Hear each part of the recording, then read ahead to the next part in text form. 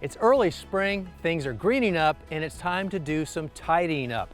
And one of the projects I do every time this year is tighten up my curved bed lines. Now I love curved bed lines. It's casual, it's informal, it really fits my personality, and a lot of people love it when they come here and see this and they want to know how I do this. So that's what I wanted to cover in today's video, are the simple steps to make this happen.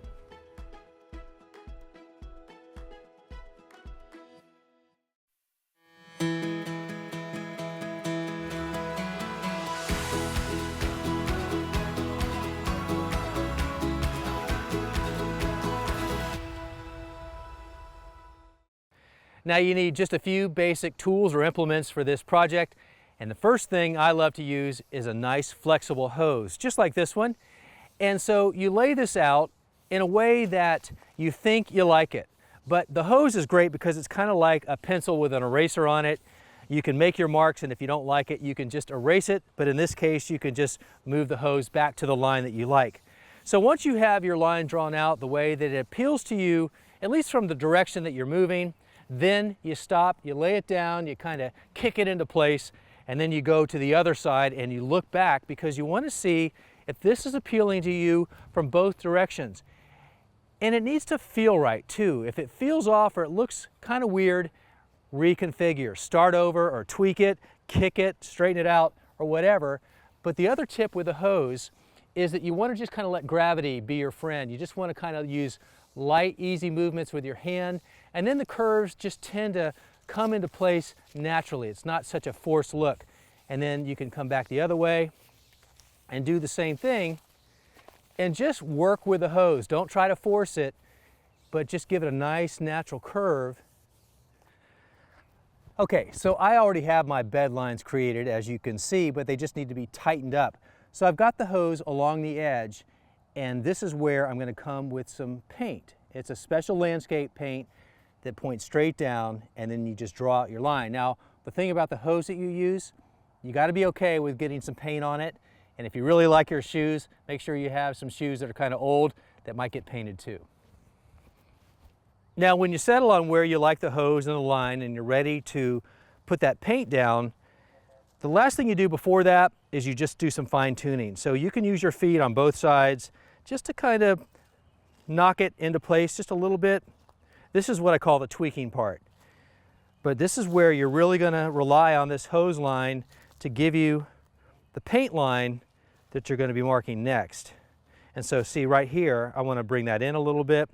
And so by having both of your feet right here, that really firms it in right where you want it. So that's the other beauty of having a really flexible hose that kind of goes with the flow like the movement of your feet. And you can get this just right. The next step is to use the marking paint, and this is what is called inverted marking paint, and you get this at any box store in the landscape section. And it works when you point it straight down. That's the difference with this kind of spray paint versus the kind that you're used to. This is made for this purpose. So you want to use your dominant arm because you want it to be nice and relaxed as you kind of swing it along. That's going to give you more of a free-form look rather than something that seems kind of forced or contrived or jagged. Use your dominant arm and make the swing. So just come along like that. And if you're not afraid to get your hose painted, just stick close to the line. And see how I'm swinging my arm there? Just like that. And then just back and through. Just follow through. And just stay with that flow.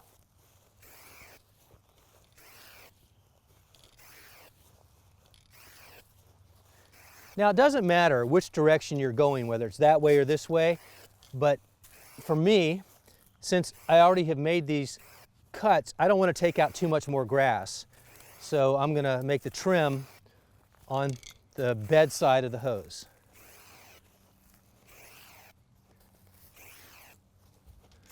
So that's that. Now, I said this is like using an ink pen.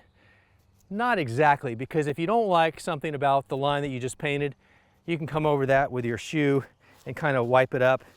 It doesn't dry that quickly, so you can kind of make that line go away and then repaint it until you're happy.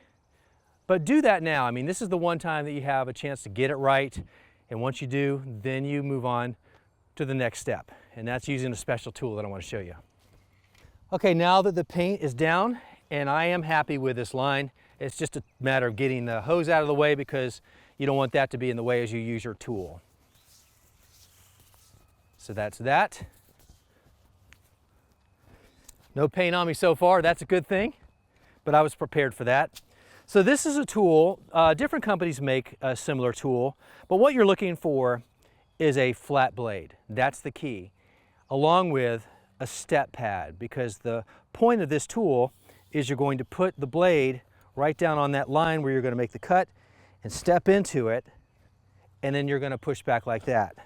Now this is really helpful if you do this right after rain, because of course the ground is softer, but the force of your foot driving onto that foot pad is really all that you need. And you can see how clean of a cut that makes, and then you just pull back on the handles, and then you're going to have a really nice clean edge with a depression. Let me just show you. When you push that away, look at what it does. See how clean that is? And because this blade is maybe 5-6 inches deep, you get a nice cut straight down. And that's what you want to do. When you insert this blade, you want to go straight down and then pull back, and you create that angle into the bed.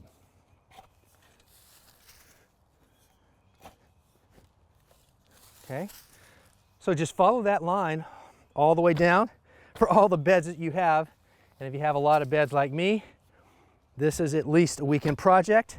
It's good exercise, but it is so gratifying to get this done. And then it's just a matter of coming back with your edger or doing this again, although this is really only about a once-a-year job to clean up the lines, as I do in early spring, but I keep it edged after I mow. And I just leave the grass and the soil in the bed because it breaks down, and there's no reason to have to clean that up unless you're just a neat freak.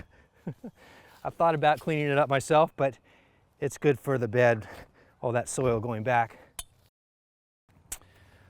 Well, as you're going along, you might find this a little bit tedious. I find it rather therapeutic, actually, but it is so gratifying.